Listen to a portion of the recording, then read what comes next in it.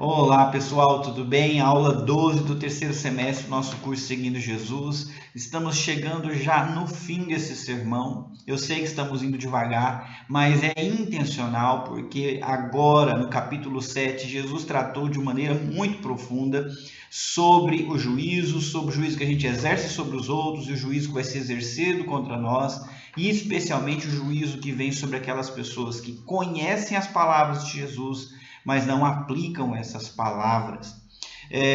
De agora em diante, Jesus nos alerta para uma vida cristã que seja autêntica. E essas perguntas, elas vêm na intenção de deixar a gente desconfortável mesmo. Por exemplo, hoje eu quero começar com a pergunta: como você pode saber se você vai herdar o reino dos céus? Como é que você tem certeza de que sim ou de que não? Muita gente sabe, nós já vimos que para a gente experimentar a salvação, nós devemos andar nesse caminho estreito, que é o caminho da salvação, que poucos acertam com ele, não muitos, poucos são os que escolhem esse caminho. Então a questão é saber se você está nesse caminho ou não está no caminho.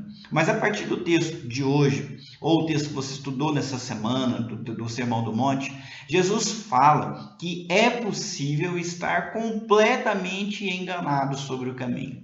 É possível uma pessoa viver uma vida que ela julga correta, buscando a Deus, achando que está em Jesus, para somente no final ela descobrir que ela não estava. É possível você confiar sua salvação a falsas evidências de que Jesus realmente é o centro da sua vida. Isso aqui é alarmante e importantíssimo.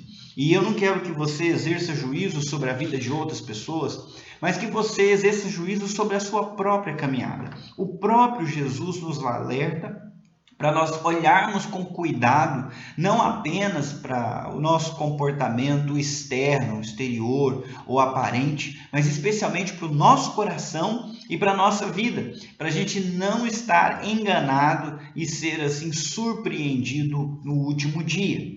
Então, nessa aula de hoje, eu vou destacar algumas falsas evidências no trecho que vocês estudaram no Sermão do Monte durante a semana. A primeira falsa evidência de salvação é confessar com a boca apenas. Eu coloquei confessar com a boca apenas porque eu não posso negar a autoridade do texto de Paulo, que diz que aquele que crer no seu coração e confessar com a sua boca que Jesus Cristo ressuscitou e é o Senhor será salvo. Porém, se você apenas confessar, se tudo que você tem é uma confissão de fé, mas não uma fé autêntica que altera tudo na sua vida, isso é uma falsa evidência de salvação. Não é porque alguém fez a profissão de fé, não é porque alguém se batizou, não é porque alguém reconhece que Jesus Cristo é Senhor, que automaticamente essa pessoa está no reino dos céus. Todos os que reconhecem, aliás, todos que vão estar no céu, em algum momento reconheceram o senhorio de Jesus, mas não só com a boca, também com a sua vida e com as suas escolhas. Todo salvo confessa Jesus, a gente pode ter a certeza disso, mas nem todo mundo que confessa Jesus como Senhor será salvo.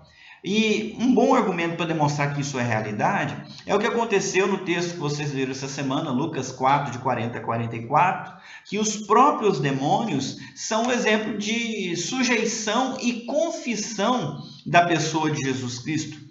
Quando Jesus passava pelos povoados e os demônios se manifestavam nas pessoas, eles diziam: Tu és o Filho de Deus. Olha, eles declaravam com a boca, o demônio declarando: Tu és o Filho de Deus. Jesus não permitia que eles falassem e expulsou aqueles demônios. Olha só, os demônios confessando que Jesus era o Filho de Deus, mas em nenhum momento esses demônios se sujeitaram ao senhorio de Jesus, eles largaram Satanás para vir servir Jesus, eles não escolheram esse caminho, eles estão no caminho rebelde, de rebelião contra Deus e contra o seu Cristo. E o fato deles confessarem que Jesus é o Cristo não muda nada no comportamento e na atitude rebelde deles. Da mesma forma, nós não podemos confiar apenas naquilo que a gente confessa com os lábios, ok? A segunda falsa evidência de salvação é confessar com a boca fervorosamente. No texto que você leu, estava escrito Senhor, Senhor. Não apenas uma vez, mas duas vezes, o que demonstra um certo fervor, uma facilidade de dizer Senhor, de reconhecer que Deus ou Jesus Cristo é o Mestre. Não é por você falar fervorosamente Senhor, Senhor, que você está salvo. Nós precisamos aprender a distinguir o que é fervor espiritual, o fervor do Espírito Santo no coração do crente, e o que é fervor carnal. Porque se for fervor carnal, a confiança não está no que Cristo faz dentro do coração, mas sim na fé que a pessoa tem. Muita gente confia na sua própria fé, confia na sua própria religião e acha que porque segue a religião, porque confessa com a sua boca, ele será salvo. Ele confia no que ele fala, confia no que ele faz e não no que Jesus falou, nem no que Jesus fez. E isso já é uma distinção muito sutil. A pessoa pode clamar, pode dar glória a Deus, pode ser fervorosa e carnal ao mesmo tempo. Não é esse tipo de fervor que demonstra que nós somos salvos. É possível orar bonito e estar perdido. É possível dizer Senhor, Senhor e ainda assim herdar o inferno. Mais uma evidência falsa é pregar a mensagem certa. Nós sabemos que a mensagem correta é a mensagem de Jesus, porque cremos que ele é o Messias. Porém, o fato de a gente pregar a Bíblia, falar da Bíblia ou repetir as palavras de Jesus não é evidência de que nós temos o reino dos céus ou estaremos no reino dos céus. Se a gente lembrar do Antigo Testamento, há vários exemplos de pessoas que falaram qual era a vontade de Deus e nem por isso foram pessoas que seguiram a vontade de Deus. Temos Balaão, um profeta que queria amaldiçoar o povo de Israel porque lhe ofereceram muito dinheiro para ele poder fazer isso. E ele queria por todo meio receber esse dinheiro e amaldiçoar, porém Deus o impediu. Quando ele ia falar, Deus colocava uma palavra de bênção e ele reconheceu que ele não podia amaldiçoar aqueles a quem Deus abençoou. Apesar de ter proferido a mensagem de Deus, em nenhum momento Balaão se converteu a Deus, pelo contrário, foi condenado e morto por sua perversão. Um outro exemplo é Saul. Saul recebeu o espírito dos profetas e profetizou com eles. Entrou em transe, proferiu a palavra de Deus, mas ele ficou de fora. Foi um cara que se suicidou, cheio de demônios atormentando a vida dele já durante muito tempo. Então, isso também não é evidência, né? Você gostar da Bíblia, você saber falar alguns versículos de cor, isso não significa nada em relação à salvação. Satanás consegue mencionar vários textos da Bíblia, tentou Jesus com textos da Bíblia e nem por isso ele está salvo. Jesus alerta que profetas que pregaram em seu nome serão rejeitados no fim. Ele diz, mas Senhor, em teu nome nós profetizamos. E Jesus diz para se apartar porque não conhece. O próprio Paulo, ele refreava a sua carne, ele dizia assim, eu esmurro o meu corpo e reduzo ele à escravidão para não acontecer de, tendo pregado a muitos, eu mesmo ser desqualificado. Foi um texto da sua devoção nessa semana. Paulo era um pregador da verdade, mas ele usava essa verdade contra a sua própria natureza pecaminosa. Ele mesmo se sujeitava à verdade que ele pregava. Então não é falar da verdade, é viver a verdade, ok? Não é pregar a verdade tão somente, mas pregar a si mesmo e se sujeitar diante dela. Então, vamos lá, vamos rememorar. Confessar com a boca apenas não é evidência de salvação. Confessar fervorosamente não é evidência de salvação. Pregar a mensagem certa não é evidência de salvação. Agora fica mais difícil expulsar demônios. Eu sei que muitos de nós acreditam que uma pessoa que consegue expulsar demônios em nome de Jesus, ou expulsar demônios em qualquer nome, de fato tem muita autoridade espiritual. Eu mesmo gostaria de ter cada vez mais poder e autoridade para fazer isso quando necessário. E tenho em alta conta pessoas que conseguem fazer isso com eficiência. Porém, Jesus alerta que o poder de expulsar demônios não é uma evidência de salvação. E se a gente olha para a Bíblia, mesmo na época de Jesus, havia várias pessoas que trabalhavam com exorcismo. Jesus mesmo acusou os discípulos dos fariseus, dizendo: mas se eu expulso o demônio pelo poder do demônio, com que poder os seus discípulos expulsam então? Então você vê que Jesus reconheceu que naquela época sim tinha gente que trabalhava fazendo isso. Havia também os filhos de Seva, numa outra cidade, que trabalhavam expulsando demônios. Eles tinham esse poder, né, mesmo sem conhecer Jesus. Vindo para os 12 discípulos de Jesus, você deve lembrar que Jesus deu para eles autoridade para curar os enfermos e também para expulsar os demônios. E dentre desses 12, quem realizou essa obra com toda certeza foi Judas Iscariotes. Judas expulsou demônios, nem assim Judas foi salvo, porque nós sabemos, a Bíblia testemunha isso, Judas era do maligno. E ele se suicidou no final, atormentado por sua dor, pelo seu remorso. Então, expulsar demônios também não é evidência de salvação. Se fosse assim, qualquer um que teria esse poder poderia fazê-lo. Bom, por último, uma quinta evidência falsa de salvação é realizar milagres.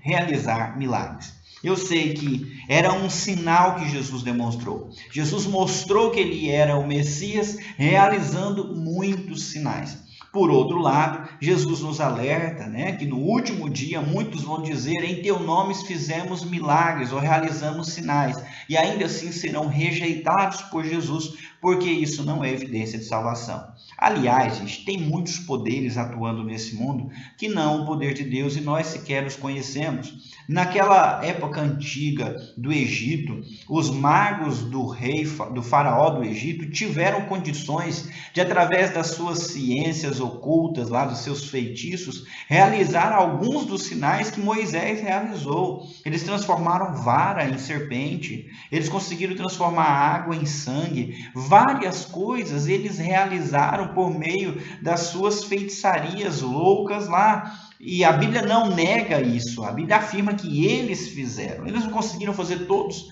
mas conseguiram fazer alguns. O próprio Jesus nos alerta para o surgimento de falsos cristos e falsos profetas que, dentre outras coisas, vão realizar sinais. E isso Jesus alertou logo antes dele ser assunto aos céus. Vão surgir esses falsos profetas, vão surgir esses falsos cristos e eles vão realizar sinais. Paulo também alertando, fala do surgimento do anticristo que opera sinais pelo poder de Satanás.